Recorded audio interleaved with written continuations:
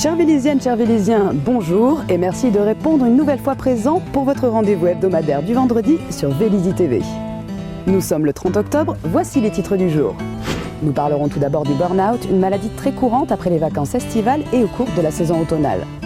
Nous reviendrons ensuite sur le dispositif de la généralisation de la complémentaire santé à tous les salariés. Nous irons découvrir le programme de novembre de l'Onde.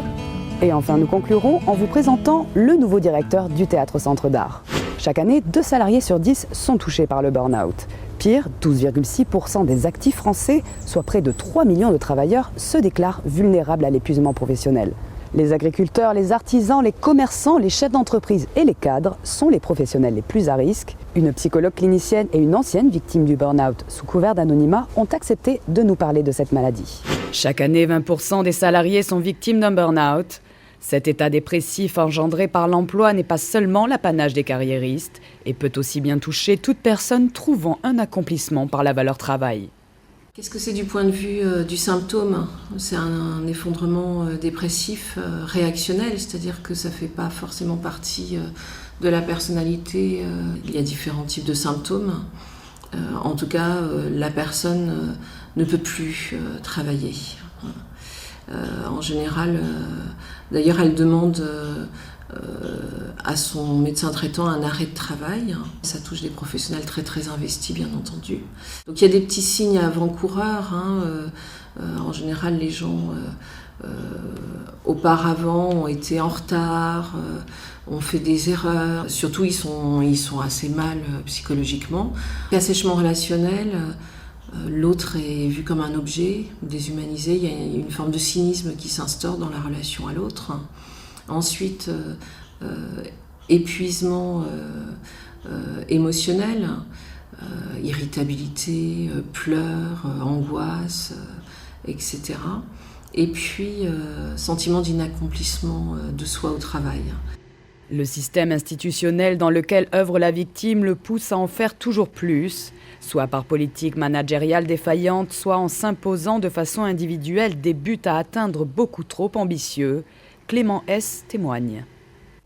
Oui, j'ai été victime de ce qu'on appelle un burn-out l'année dernière, ce qui m'a empêché de travailler pendant 4 mois. Je travaille dans une boutique avec les I2, 35 heures par semaine, avec des shifts de 7 heures par jour en horaire tournant.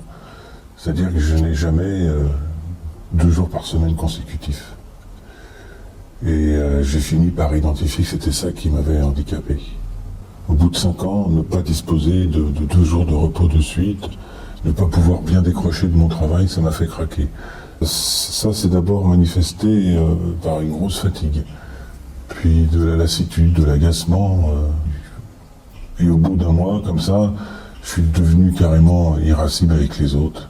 Enfin, je m'entendais avec personne, quoi. Je voulais voir personne, j'étais fatigué. Et c'est des collègues qui m'ont dit, va voir le médecin de travail. Et lui a mis des mots sur ce qui m'arrivait, un burn-out.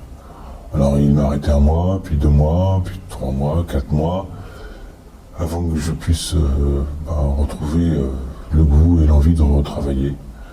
Alors ma direction a été assez compréhensive et a accepté de réaménager mes horaires pour me donner 2 jours de repos consécutifs. Et aujourd'hui, ça va mieux. Pour guérir et se relever d'un burn-out, pas de remède miracle. Chaque victime est traitée au cas par cas. La personne a tendance à se culpabiliser d'en avoir trop fait, de ne pas avoir su poser les limites. Et en fait, on revisite avec elle dans son récit de travail comment, au fond, elle ne pouvait pas poser de limites. Dans un deuxième temps, la personne va se repositionner dans son rapport au travail en fonction de ce qui lui importe. Ensuite, c'est les amener à verbaliser ce qu'elles veulent et ce qu'elles ne veulent plus. Et donc, vers quelle orientation professionnelle elles vont se tourner, soit qu'elles restent à l'interne de l'entreprise, mais qu'à ce moment-là, elles mettent en place avec des RH, médecine du travail, management, etc., les moyens de ne pas collectivement et institutionnellement retomber dans cette forme de déni, parce qu'il s'agit de ça,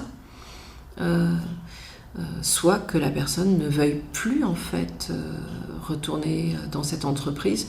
On en sort facilement, non. C'est un long cheminement, un retour sur soi, sur son expérience de travail. Et puis, je pense qu'il est très important de poser les choses et de prendre son temps justement pour bien en revenir. Ce n'est plus un secret pour aucune entreprise, l'entrée en vigueur de la généralisation de la complémentaire santé pour tous les salariés sera officiellement effective dans 2 mois. De nombreuses entreprises n'ont pas encore équipé leurs employés d'une couverture. Or, les risques peuvent être lourds en cas de non-respect de la réglementation. Nous avons interrogé un assureur pour en savoir plus. Les entreprises ne disposent désormais plus que de 2 mois pour mettre en place un régime de protection santé pour couvrir leurs salariés. Selon une récente étude CETIP Credoc, seuls 28% des entreprises françaises ne se seraient pas encore mises en conformité. À Vélizy-Villacoublay, les choses semblent aller lentement pour les petites et moyennes entreprises. Le principe a beaucoup compliqué le marché, puisqu'on s'est retrouvé avec quelque chose d'obligatoire, ce qui ne plaît jamais. Une désinformation ou une mauvaise information pour ce qui est des salariés qui ont pensé qu'on allait aussi les piéger, et des employeurs qui n'ont pas toujours non plus des budgets importants, qui se sont sentis également une nouvelle fois imposer un système. Donc ça tergiverse. Nous, au cabinet, par exemple, on a contacté tous nos clients depuis le mois de janvier en leur disant « la fin de l'année, ça va arriver très très vite ». Et les 3/4 n'ont toujours pas pris de décision. Ou ont pris une décision mais n'ont pas mis en place, il nous manque des documents. Donc là, c'est ce que ça va embouteiller dans les services de toutes les compagnies d'assurance pour le 1er janvier. Ça va être assez terrible. La course à la mutuelle santé entreprise devrait donc se révéler serrée jusqu'au 1er janvier, d'autant plus qu'un défaut de couverture pourrait être particulièrement préjudiciable. Le risque principal, en fait, c'est un risque de prud'homme. Puisque tant qu'on n'est pas dans une convention collective qui impose des garanties bien spécifiques, ce qui existe aussi, là on parle de la généralisation de la couverture santé, le risque c'est un prud'homme. Un salarié a une maladie grave, voire décède, un ayant droit vient réclamer en s'apercevant qu'il n'a pas la complémentaire santé ou qu'elle n'a pas été mise en place. Donc si elle n'a pas été mise en place, il y a un gros problème au niveau de l'entreprise, de responsabilité. Elle peut avoir été mise en place, malheureusement, en toute bonne foi, les bons papiers n'ont pas été faits, et il n'est pas possible de prouver que le salarié a été informé mais a refusé. C'est ça qui est le plus compliqué en fait. Ce n'est pas la mise en place du contrat, c'est très simple, sous quelques signatures. C'est tout le côté légal, donc les documents rédigés qui seront à produire en cas de contrôle, qui doivent être remis à chaque salarié contre signature. Voilà, c'est toute cette communication autour de la mise en place qui est très compliquée. Petit rappel pour les entreprises non équipées, souvenez-vous qu'un panier de soins imposant des garanties minimum pour vos employés a été décidé. Il comprend la prise en charge du ticket modérateur pour tous les actes, exception faite des médicaments faiblement remboursés, de l'homéopathie et des cures thermales, la prise en charge de l'intégralité du forfait hospitalier sans limitation de durée, ainsi que la prise en charge à 125% du tarif de la sécurité sociale, des soins dentaires prothétiques et des soins d'orthodontie dentofaciale. Du côté de l'optique, les remboursements minimums doivent être de 100 € pour des verres simples avec monture, de 100 € pour des verres complexes avec monture, de 150 € pour une combinaison de verres simples, verres complexes avec monture, et à noter qu'aucune obligation ne concerne les lentilles.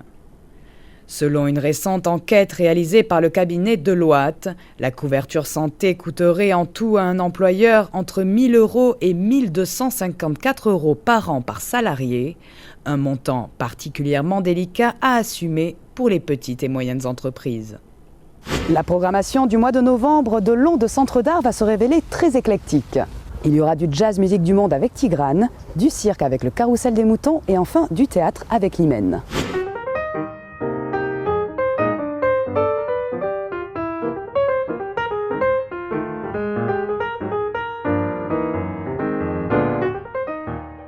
Bonjour et bienvenue à l'Onde, théâtre et centre d'art de Vélizy-Villacoublay. Je vais vous présenter vos prochains rendez-vous du mois de novembre. Il s'agit de 3 spectacles, Tigrane, le Carrousel des Moutons et Ex-Limen. Votre prochain rendez-vous musical à l'Onde, ce sera Tigrane le 13 novembre. Ce jeune pianiste arménien virtuose est devenu une figure incontournable du jazz contemporain. C'est une musique à la fois traditionnelle et moderne qui va vous faire voyager entre Orient et Occident. Nous l'avions reçu il y a 3 ans lors du Dimanche à Londres et cette fois-ci nous sommes heureux de le retrouver sur la grande scène. Nous recevons ensuite le Carrousel des Moutons le 16 novembre, c'est un spectacle jeune public. Ils seront 2 artistes sur scène, Dirk et Fienne, un acrobate et une musicienne qui vont vous faire voyager dans un monde complètement irréel où tout devient possible, même les pianos qui s'envolent, vous le verrez. C'est un spectacle de cirque drôle et poétique, avec de belles performances techniques à voir en famille. Nous vous proposons ensuite Ex-Limen du 17 au 20 novembre. Il s'agit de la nouvelle création du Labo, qui est un collectif que nous avons ici en résidence à Londres. Cette pièce aborde un sujet d'actualité et de société qui prend une place toute particulière dans chacune de nos vies. Il s'agit du travail et de la place de l'individu dans la société et dans l'entreprise. Vous connaissez sûrement les expressions burn-out ou placardisation. Eh bien, c'est de ces 2 phénomènes dont va nous parler ce collectif, avec à la fois ironie et justesse. Et enfin, autour de ce spectacle Ex-Limen, nous vous proposons de participer à un atelier de pratique théâtrale. Il s'agira pour les participants d'improviser autour du thème « Trouver sa place en société », que ce soit sa place d'ailleurs en famille, entre amis ou au travail. Certains Vélisiens ne le savent pas encore, mais un nouveau directeur a été récemment nommé à la tête de Londres Centre d'Art. Nous avons rencontré Joël Gainsbourger, il nous parle de sa vocation ainsi que de ses objectifs et perspectives dans le cadre de ses nouvelles missions. Je suis né à Strasbourg, j'ai vécu une grande partie de ma vie à Bruxelles et du coup je garde de ce temps passé dans 2 capitales européennes un profond goût pour l'Europe et l'international. Je crois que ça a forgé et mon tempérament et mon goût pour le spectacle vivant issu de cultures multiples et provenant d'artistes du monde entier. Quand j'étais enfant, j'écoutais beaucoup de musique et je dessinais et je ne pensais absolument pas au théâtre. Si je rêvais d'une chose, je rêvais de devenir médecin. Et tout d'un coup, les chemins de traverse font que vous devenez un jour acteur, puis ce que je ne souhaitais pas réellement, c'était un peu accidentel. Et puis de là, l'envie de diriger des entreprises culturelles et de bien les diriger, de mener des projets, d'embarquer des équipes, du public, de partager. Et c'est ainsi qu'on devient directeur de théâtre et qu'on est directeur de théâtre. Je souhaite d'abord faire de cette maison ce qu'elle est déjà, un lieu de rassemblement, évidemment travailler pour l'ouvrir à plus de public encore, mais avec une ambition toutefois, c'est faire que cette maison rayonne, bien évidemment à partir de Vélizy, donc avec les Vélisiens, mais au-delà aussi, et qu'elle soit un lieu qui a une vraie résonance sur l'Île-de-France et même sur le territoire national. J'espère que la programmation que je proposerai séduira le plus grand nombre, elle sera ouverte à ce plus grand nombre et qu'elle saura aussi marquer une patte, ma patte, et donc distinguer cette maison de sorte que l'on en parle, de sorte qu'on la fréquente et qu'on l'apprécie. Avant de nous quitter, une petite information. En vue de la 5e édition de la Fête des Mômes, les enfants sont appelés à participer à la création du sapin de Noël conceptuel du designer David.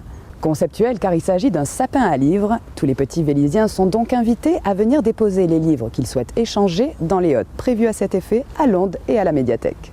Enfin, un rendez-vous pour les amateurs de vélo. Sachez que le dimanche 8 novembre de 13h30 à 18h30 sera organisé au Vélodrome national de Saint-Quentin en Yvelines le 2e Grand Prix de la ville de Vélizy-Villacoublay. Ce JT est maintenant terminé. Merci de l'avoir suivi. Je vous donne rendez-vous vendredi prochain pour le premier numéro de novembre. Bonne fin de vacances à tous.